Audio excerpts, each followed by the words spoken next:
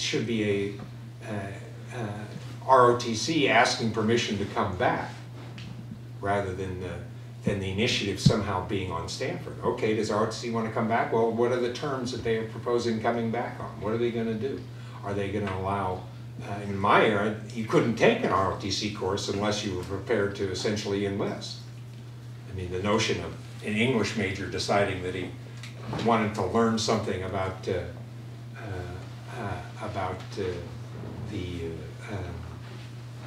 the goings-on in the military, so they decided that they would take 5 units of ROTC and see what it was like. That didn't happen. You know, the ball ought to be in ROTC's court, and let it come and justify itself to the Stanford community, rather than we being put in this position of having to justify not being comfortable with it. And I hope also that Stanford students start discussing things like wars. They're real, and they do incredible damage. And the country really needs students to care about this kind of stuff. You know, it's one, from my perspective and my generation's perspective, it's one of the missing elements here that we've got a lot of Medicare recipients out there prepared to go on the picket lines, but you know, we need the students. They're the ones with the energy. They're the ones with the stake, so I hope you guys will grapple with these kind of questions. I just kind of have a question and comment. I'm part of a leftist group on campus currently, so I feel like I definitely kind of registered a change in landscape, because every time I read about the 60s or watch a movie about the 60s, it just seems like a vastly different time, very like remote from sort of the current, Stanford I experience. And I'm just really curious as to what sort of, do you think like the education back then was any different? Because I really think that the way Stanford students are today is not an accident by, given the kind of education that they receive, because you're kind of, it's sort of like a stereotype, but a lot of people are really focused on building their resume. The day they come in, they're thinking about, I need to get a job, and you're encouraged to think along those lines. So I'm curious to think about were there things that worked differently in the 60s that produced students who were willing to, Well, things have gotten awfully corporate here. It's like they figured out, the administration figured out what the recipe was, and yeah, it was a very different place. Like when I was student body president, the issue I had to spend the most time fighting with the administration over was whether women ought to be subject to the same disciplinary regulations as men. In the Stanford that I went to, women had to sign into their dormitory by 10 o'clock at night during the weekdays, by midnight on the weekends, and if you stayed out all night with your boyfriend, nothing happened to your boyfriend and you got expelled from school. I spent God knows how many hours sitting around a table like this with these administrators and faculty members whose basic argument was, well, if we give women these kind of rights, they're going to have sex. And they just wouldn't believe me when I said that horse was already out of the barn. But it made it very difficult to go back and take these classes. How are you going to listen to them lecture on existentialism when you just have this meeting?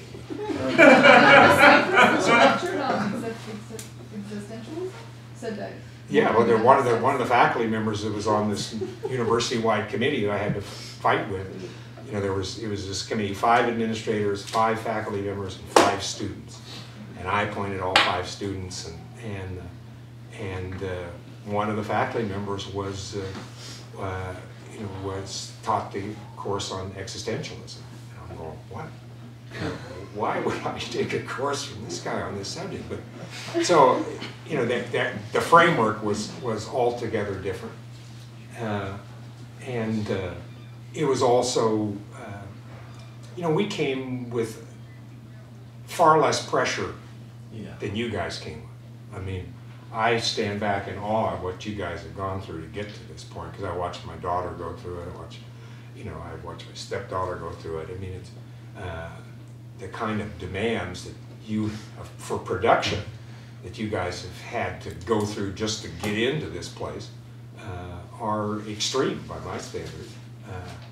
You know, I still, you know, when I went to high school, you could have free time. I mean, really free time, you know, where you didn't do anything, you just kind of hang out, that kind of time. And you could still go on to places like Stanford even if you did that. Nowadays, it seems like that may be an impossibility. I think also, you know, Stanford got much slicker about selling itself than it was in my day. And you know, we caught everybody by surprise. And it was also an economy when nobody really worried about work. I mean, some people worried about whether they were going to make enough money, but you know, things were still relatively cheap, and you could, you know, survival questions weren't hanging over our heads all of the time, and we had a big sense of adventure, and it was also, you know, just an extraordinarily ripe time, you know, when you had institutions that had really lost sync with the world around them, like de jure segregation. I mean, when I went to Mississippi as part of the Mississippi Project, you know, this was to a state where black people used separate bathrooms and separate drinking fountains, and if they behaved in ways white people didn't like, they got lynched. I mean, so you have this institution that was so obviously out of line with what America was supposed to be, that it kind of nurtured people's idealism. I mean, and then to be, you know, faced with the war that we were faced with, did that more so, and the culture that we inherited was remarkably singular.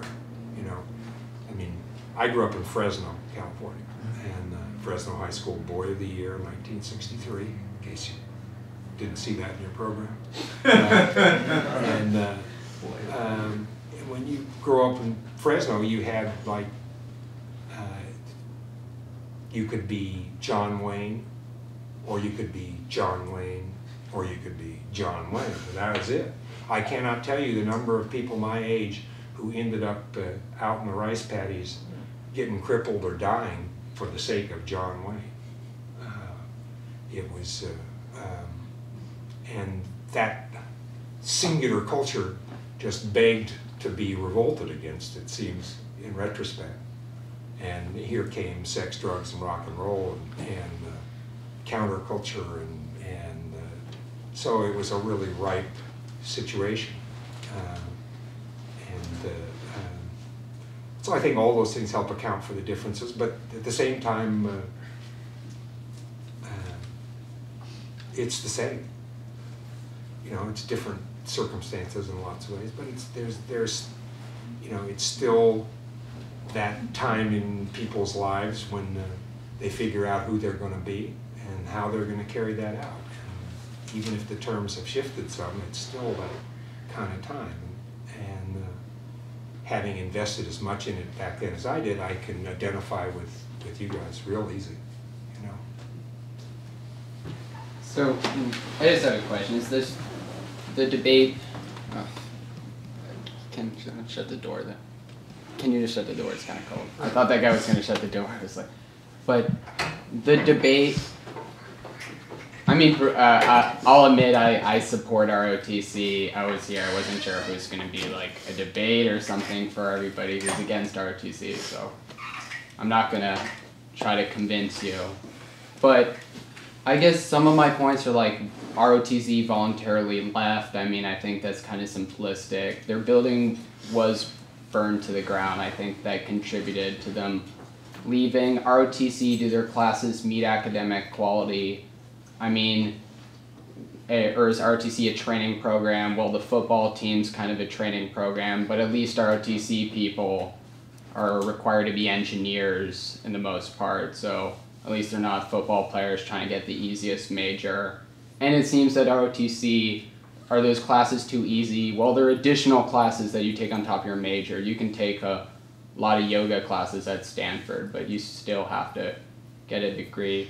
I just think one of the big things that I think it's missing in debate is that a lot of the things people dislike about the military are policies, let's say policies by the Bush administration, policies that the Bush administration said the military is going to do this, or Johnson or Nixon saying the military is going to do this. I think what people miss is that it's not the military saying, oh, we're going to go out and fight all these wars. It's the policymaker that says that. And I think it's that, well, let's send less officers in the military to make it more difficult. Well, we already have a lot smaller military, so policymakers are like, oh, let's just develop UAVs, so we don't really need soldiers on the ground if we can just have UAVs in the sky blowing up people. I think as long as the policymakers have a mindset that it's so easy to go to war, then they'll find a way to, you take away people, they'll build autonomous systems. I think it's like you have to change the political mindset. You can't just say, well, we're going to try to make this, send less people into the officer corps. And I think it's striking that when people talk about the war in Iraq and Afghanistan, I mean, you talked about people going into their house, taking them out, torturing them, but most of the debates like, oh, the Iraq war costs a lot of money. I mean, that's most people are saying, well, these wars cost a lot of money. No one's talking about the people. No one's talking about the American soul. I mean, some people are, you guys are, but most people just say, well, you know, we got to stop this war habit because it's costing us a lot of money. And I just feel like that's caused by the fact that not too many people know people who are their age, who are in the military, joining the military. I mean, too often the military seems like this foreign object, or this apparatus is going to go to Iraq and do our bidding. I mean, your generation, you guys were told you're going to go to Vietnam, so you guys were vocal about it, because you didn't want to go to Vietnam and do those acts. But from our generation, it seems like, does anybody really know someone in the military? Oh, I don't know, military is this. But it's like, I mean, my dad's in the military, but I don't think it's the same thing as personally knowing someone who decided to go into ROTC, and then when you watch the news being like, that guy's just like my friend. In Iraq, that guy who just got blown up in the IED is just like my friend. You have a personal connection if you're told to join the military in a draft, or if you personally know someone who chose to do it. I agree with most of what you're saying here. I don't have a, I think certainly policy has to be addressed. I think I don't think those two things are quite so separated. I think there is a culture in the military that does contribute to policy and is actively pursuing its own particular choice for policy and has used that to leverage politicians. I think Obama being a classic case when he walks into the White House and faces a revolt of his generals if he doesn't support a continuation of the policies that they've been fighting. So I wouldn't say that the military is depoliticized. I think it is far less political down at the level of ROTC that we're talking about. I agree, and I think I'm not for shunning people who are in ROTC or shunning people who are in the military, far from it. My father was in World War II for the entire duration, was 20 years in the Army Reserve. My brother was a captain in the 82nd Airborne Division. I had plenty of friends at Stanford who started out in ROTC programs and changed their minds and ended up being anti-war activists. And we, when I was organizing against the Vietnam War, we leafleted guys when they were taken into the military. We leafleted the military bases. We supported Any troops that refused their orders got them legal options. We helped ferry people to Canada when they wanted to flee. You know, far from trying to shun people, we wanted to connect with people, and I think that should be the case today. I don't, you know, I certainly wouldn't shun anybody because they were an ROTC. Rather, I think it's a great opportunity for everybody to talk to each other. I'm all for that. And you know, my point is not simply that we need less officers. My point is that we need less military. You know, and that's a policy decision. It's also a personal decision on the part of everybody involved. What is the contribution you can make to your country? And I don't think the military, by no fault of its own particularly, is making much of a contribution to what the situation requires. So, you know, I certainly am not asking for more intolerance. I think everybody ought to talk to each other. Well, we had in our day, we had a difficulty getting the military to talk to us. You know, every time we couldn't get a speaker from the military to come to campus and participate in the discussion about the Vietnam War. We couldn't get a single one. We couldn't get it at the lowest levels or at the highest levels. We ended up chasing Hubert Humphrey when he was Vice President of the United States across what was then a vacant lot next to Memorial Auditorium to try and make him address the war before he left campus. And we were unsuccessful at that. He did escape with a crowd of students chasing his limo down the street. But you know, I think I'm all for more discussion. I think that there are certainly people in the military who are victimized by the policies they're sent to enforce. And I think we're seeing enormous results of that. I mean, you know, the post-traumatic stress disorder is the new American disease, and it's, you know, we know where it's coming from. You can't put people in those kind of situations and not expect that they are going to be damaged. They have been damaged in every war that's ever been fought. And their damage is our damage, and we have to accept those people. I mean, one of the great tragedies that happened in Vietnam was that some of the ignorant population, when they turned against the war, turned against veterans coming home from the war at the same time, and they ended up having to take the blame for a policy that they were simply used in. And I don't want to repeat that kind of situation. And you know, I think what happens to anybody in that situation is all of our responsibility. But the bigger picture here is that war as an instrument of American democracy is not functioning. It is simply not doing what it's supposed to do. It's not making us safe. It's making us more vulnerable every day we exercise it. And I would like to see somebody with the kind of talent that all you guys have, just by virtue of being here, turn that talent towards the question of how do we get out of this. And you know, I don't think training military officers is the way out of it. You know, and I wish everybody well, but I think we, you know, we have to call things by their proper name. And you know, military operations are military operations. The point is to kill as many of the enemy as possible and kill as few of your own troops as possible. That's military operations. And I think until we become a culture that takes those deaths seriously, we will never be able to master ourselves.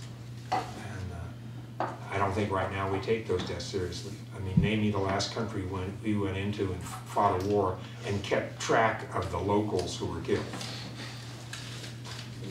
We still, you know, I mean, Vietnam, 2 million people is a guess, just a guess, because nobody took note of their passing.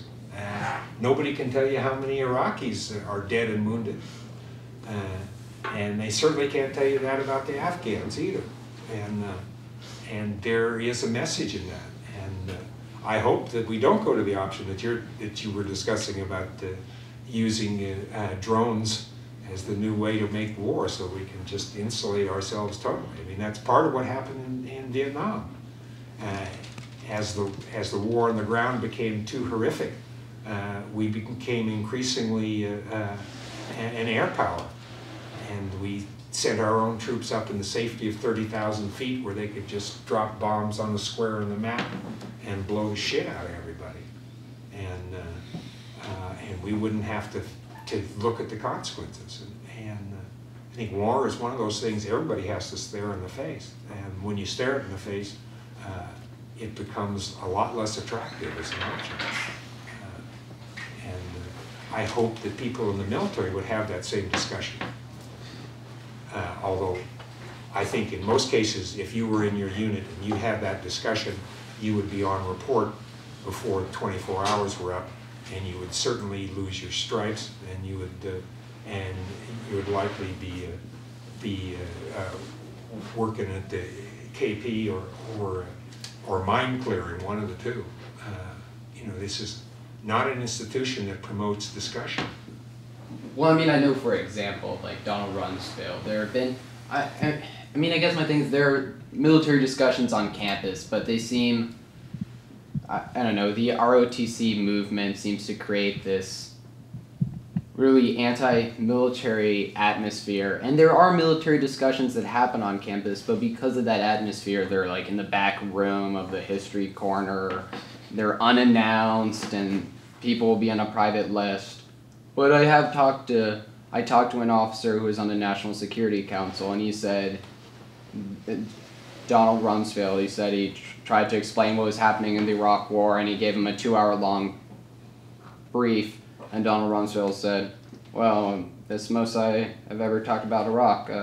He's like, and he implied that he was annoyed at the military officer for talking to him for so long and kicked him out.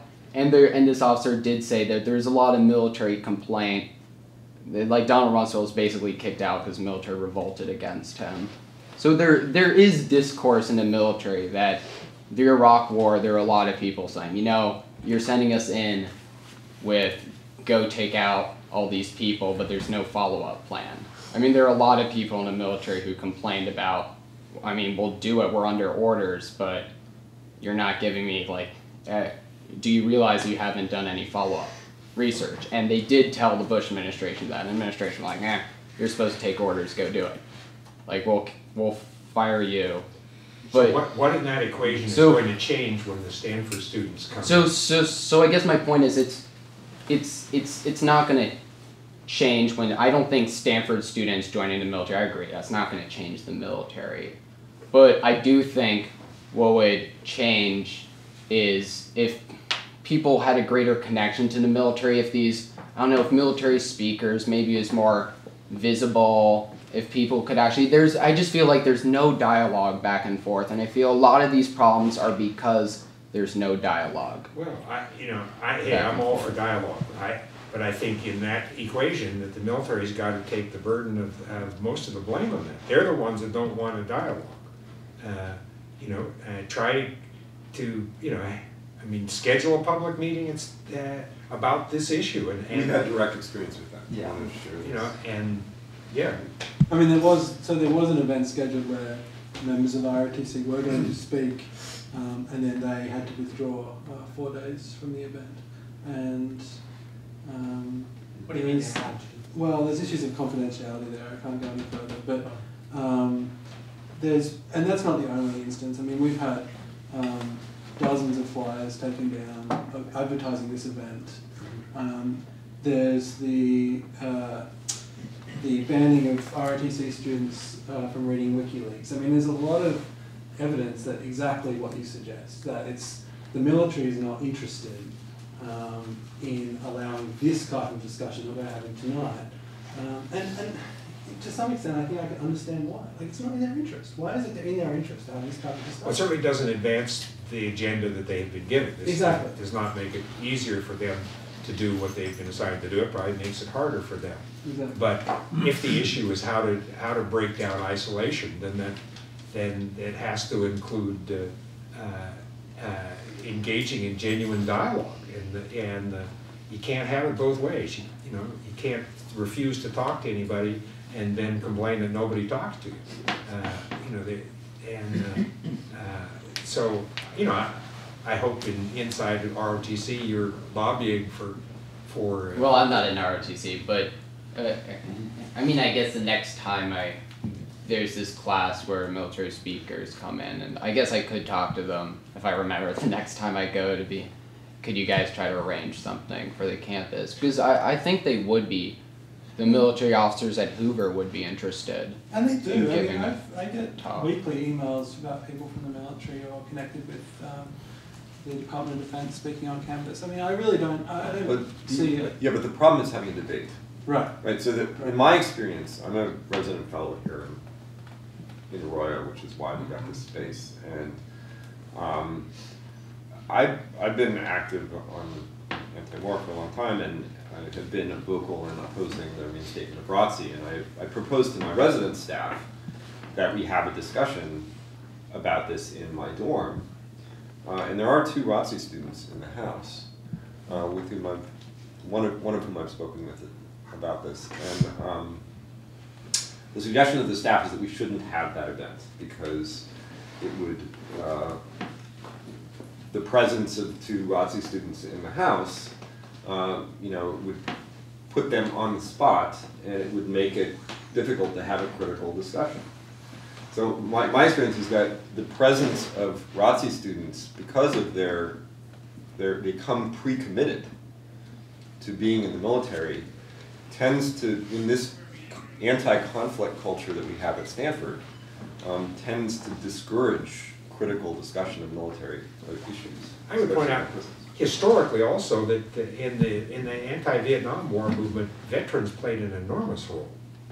I mean, ultimately, the tide turned on this issue when finally the guys who had been sent to Vietnam came home and marched on Washington and threw their medals back on the steps of Congress and said no more of this war. And that was like the tipping point. And so I think people in the military can play an enormous role in this process and bring a kind of perspective that everybody else needs to hear. But they got to be prepared to engage in that. If they're not prepared to engage in it, then it's not useful. I mean, the 2 ROTC kids in your dorm, were they just unwilling to sit in front of the entire dorm? No, this was not, they weren't involved in that discussion. So this was just... This is my resident staff, who I'm taking to be representative of what students in general, undergraduates, think. Just thought it would be an uncomfortable event for the dorm and that we shouldn't do it. I run into this a lot on campus, not just on this issue, but lots of others. Where I mean, it is true. A lot of people on campus would just be like, I'd rather not get someone upset, so let's not talk about anything controversial. And I don't like that view. I think that's a wimpy way out of. Well, one of the things I would think Stanford ought to do is educate people in how to talk to each other when they disagree. I mean, God knows we can't get past this compromise unless that happens, and that means everybody bringing a kind of mutual respect and a nonviolence to the encounter.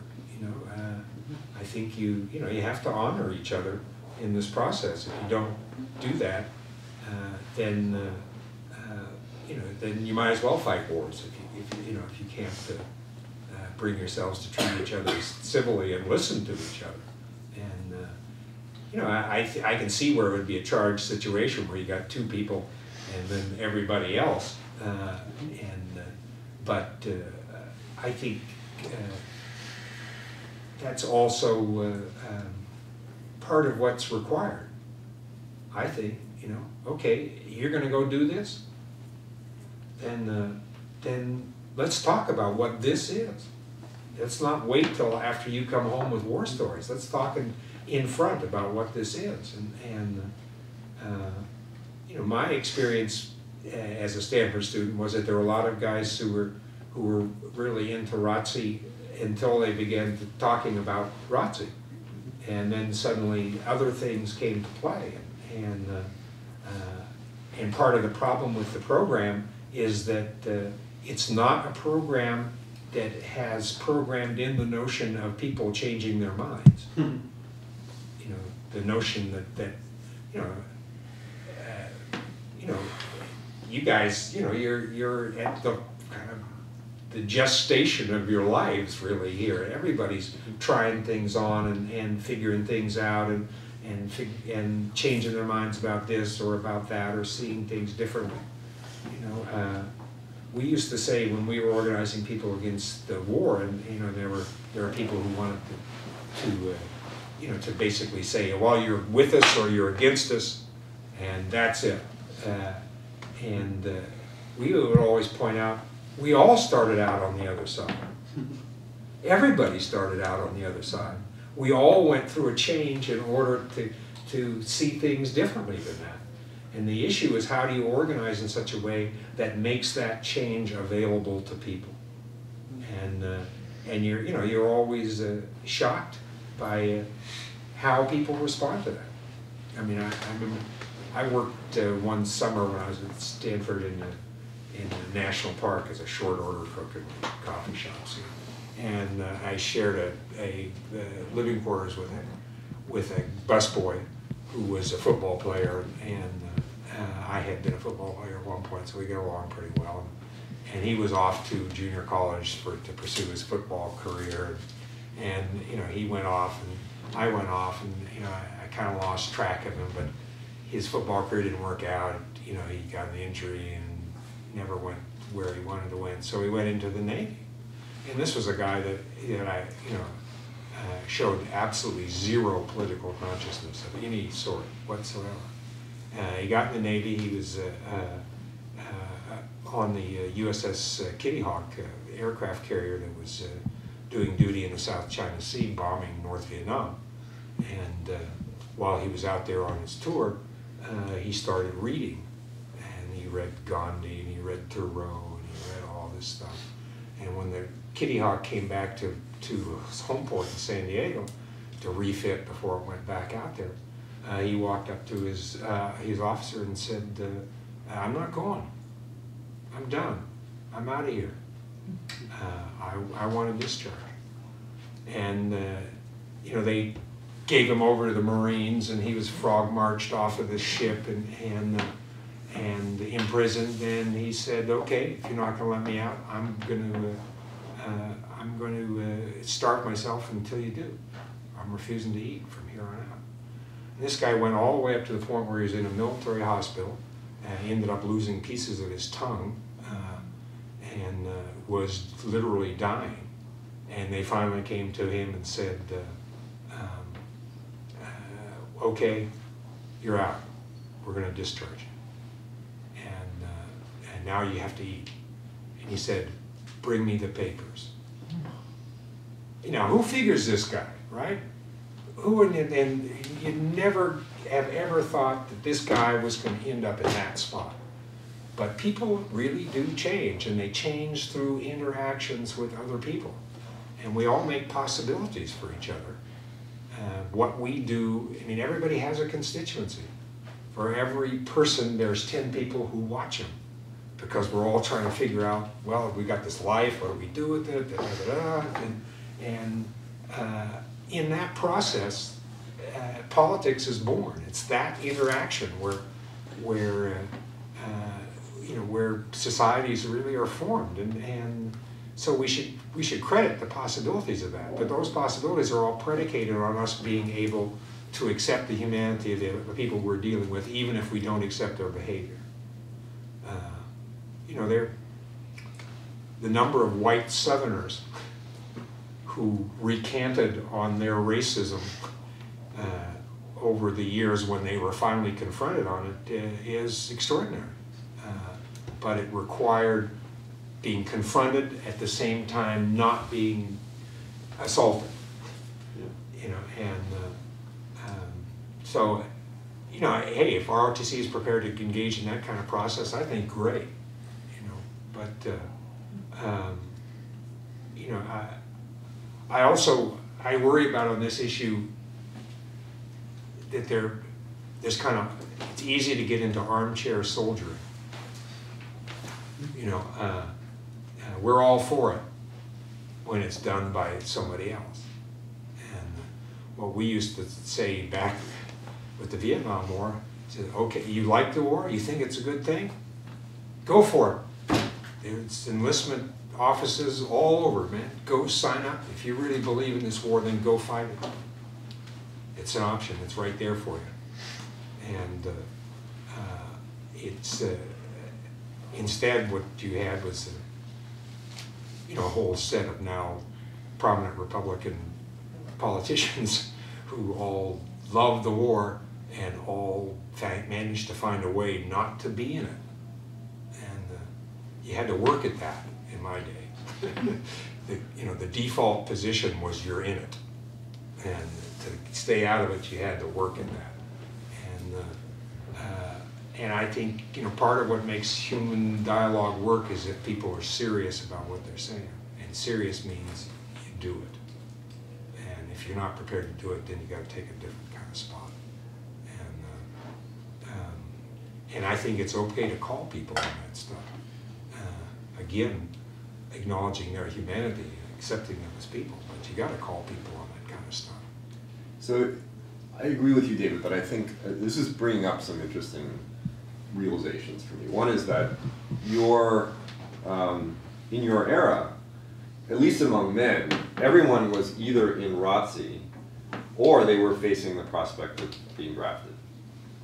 Right? So I think that made it easier for you to challenge each other because there wasn't this kind of definitive class difference that now exists. And one of the problems that I think ROTC has created on a campus like Stanford is that, and we're seeing this a lot in the rhetoric, is that being in ROTC is now treated as an immutable characteristic of someone, akin to like the race or ethnicity or the religious background, a deep fact about them, for which it's considered rude to question your identity. And we have this practice at Stanford that it is considered rude to challenge basic facts about people's identity